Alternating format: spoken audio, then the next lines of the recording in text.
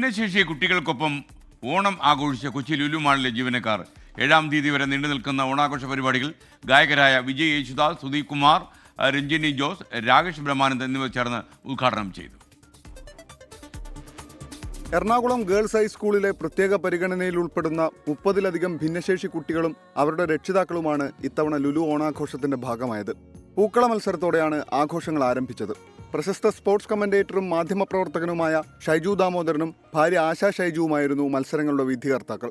ഓണസദ്യയിൽ കുട്ടികൾക്കൊപ്പം Lulu management പ്രതിനിധികളും പങ്കുചേർന്നു.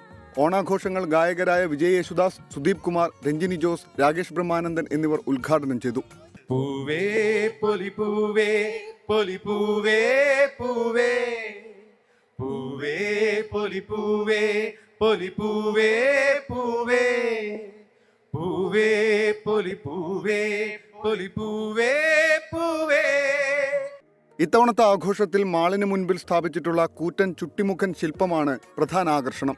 ഹരിശങ്കർ, ചെമ്മീൻ, ഉരുമി ബാൻഡുകൾ അണിനിരന്ന live ഷോയും ശ്രദ്ധേയമായി.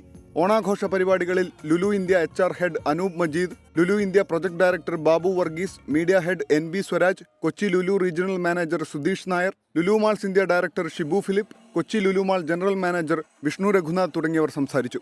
News desk 24.